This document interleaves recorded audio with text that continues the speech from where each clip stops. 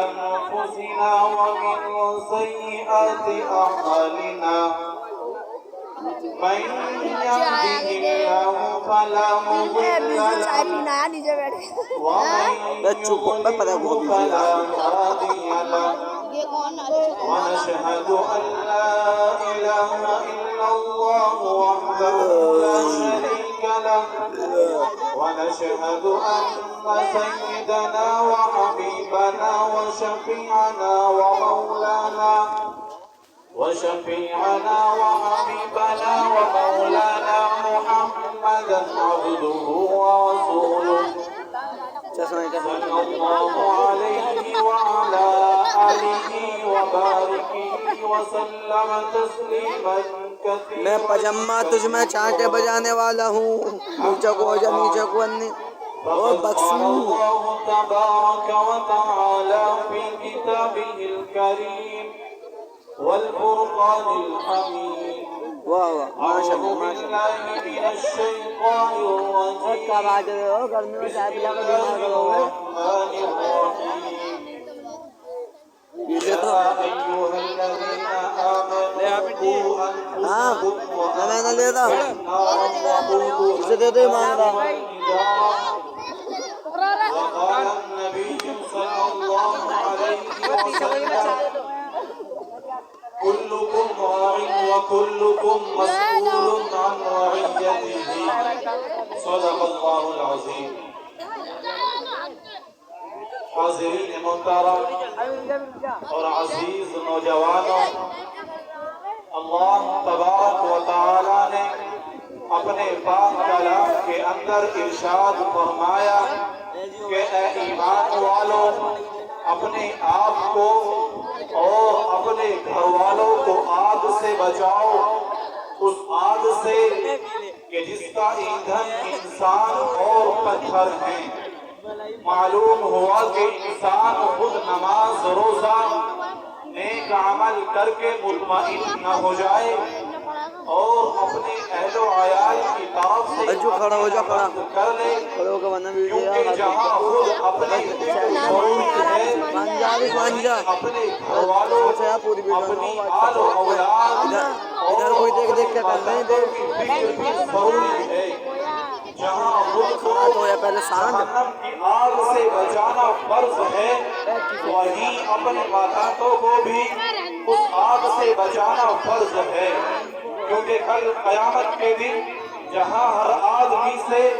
اس کے اعمال کے بارے میں حساب ہوگا، تو وہیں اس کے ماتحتوں کے بارے میں بھی سوال کیا جائے گا کہ تم نے ان کی فکر کی یا نہیں، ان کو آگ سے بچانے کی محنت کی یا نہیں. اس لیے کہ حدیث شریف میں آتا ہے کہ تم میں سے ہر آدمی راعی یعنی نگراں بنایا گیا ہے، اور تمہارے نگراں آدمی سے سوال کیا جائے گا کہ تم نے اپنی اولاد، اپنے بچوں، اپنے اہل و عیال کی کس طرح تربیت کی ہے. اس لیے میرے پیارو، صرف اپنے ذاتی نیک اعمال ہی نجات کے لیے کافی نہیں ہے، بلکہ اس حدیث کی روح سے اپنے گھر والوں، عورتوں، بچوں اور چھوٹوں کی فکر اور کو جہنم کا ایندھن بننے سے روکنے کی کوشش کرنا بھی ضروری ہے. لہذا ان کی بھی اصلاح کی کوشش کی جائے تاکہ وہ دین پر آ جائیں، سنت و شریعت کے پابند ہو جائیں، قرآن و حدیث پر عمل کرنے والے بن جائیں. آمین. حاضرین محترم، آج کے اس پرفتن زمانے میں بہت سے تضادات دیکھنے میں آ رہے ہیں. بہت سے ہمارے بھائی ہیں جو گھر سے باہر بڑے دیندار، نمازی اور پرہیزگار نظر آتے ہیں، بڑے بڑے دینی دعوتی کام انجام دے رہے ہیں. ممبر و محراب پر کھڑے ہو کر اپنی ذات کا دم بھرتے ہیں، اور وہ اپنی ذات میں مخلص اور سچے بھی ہوتے ہیں، مگر اپنی سادہ ابھی 2 منٹ کی تو نہیں ہے. 4 منٹ ہو گئے. تو میں نہیں دیا की जिंदगी पर नजर पड़ी तो उल्टा नजर आया और कोई बेपर्दगी फैशन पास्ती गैर महरों के साथ मेल जोल बच्चों में मॉडर्न कल्चर यहूदी नसारा जैसे भान जैसा चाल ढाल और मुसलमानों जब हमें अपनी आंखों पर यकीन न आया उस शख्स की गिरामत जो किसी को ऊपर से पीता रहा माहौल में अब का मत जाइयो निकल टेम्पटन हमारे लिए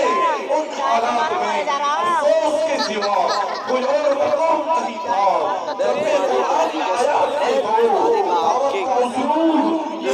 होता है कि सबसे पहले इंसान को अपनी जात की फिक्र करनी चाहिए अपनी इस्लाम व तरबियत से फारिग होकर उसके बाद अपनी आले औलाद और अपने माताओं की फिक्र करनी चाहिए ताकि उनके अंदर भी कंचे ला दो कंचे दूं सच्ची मोमिनाना मुखलिसाना जिंदगी गुजारे और मुसलमानों ये काम की अकल होती है कि अपने घर में हो दीनी बदअमली के शोले फड़क रहे हो और इंसान दूसरों की फिक्र में लगा हुआ हो और नबी पाक सल्लल्लाहु अलैहि वसल्लम को नबूवत के बाद जब तबलीग का हुक्म मिला और लोगों को दीन की तरफ बुलाने के बारे में इरशाद फरमाया तो आया उतरी वअनज़िर अशीरतकल अक़रबीन ऐ नबी सबसे पहले अपने करीबी रिश्तेदारों को डराइए अपने घर वालों और अहले खानदान को दीन की दावत दीजिए सुनाचे आप सल्लल्लाहु अलैहि वसल्लम ने इस हुक्म की तामील में सफा पहाड़ी पर चढ़कर अपने तमाम खानदान वालों को नाम बनाम पुकारा तो सब लोग जमा हो गए तो आप सल्लल्लाहु अलैहि वसल्लम ने उनके सामने पीछे बैठो हमें पता ही ना आगे को आओ आगे को दावत दी और हुज्जत पेश की और हुज्जत पूरी कर दी हाल अगर देखा जाए और गौर किया जाए तो मालूम होगा हमारे मुआशरे के अंदर जो सारा बिगाड़ फैला हुआ है वो अहले हयाल की तरफ से गफलत और चश्मपोशी का नतीजा है अगर हर आदमी अपने अपने घर की फिक्र कर ले तालीम और तरबियत और उनकी इस्लाह का जिम्मा ले ले तो सारा मुआशरा बुराइयों से पाक हो जाए अगर हम सब के औलादे नेक साले बन जाए तो हर तरफ नेक साले का तोड़ा हो जाए फिर न कोई किसी को तकलीफ पहुंचाएगा न कोई किसी का हक दबाएगा न दुकानदार दम तोड़ेगा न ताजिर डंडी मारेगा बल्कि हर घर जन्नत का नमूना बन जाएंगे लिहाजा हर मुसलमान इस हक को पहचाने कि औलाद की तालीम और तरबियत और उनको जहन्नम का ईंधन बनने से रोकने की कोशिश करना जरूरी है और मुसलमानों जिस तरह हम अपने घर वालों को गर्मी सर्दी से बचाने की फिक्र करते हैं उनके खाने पीने के लिए खुराक रहने सहने के लिए मकान और उन्हें पहनने के लिए कपड़े का इंतजाम करते हैं किसी का हमारे ऊपर जरूरी है कि हम उनकी दीनी और रूहानी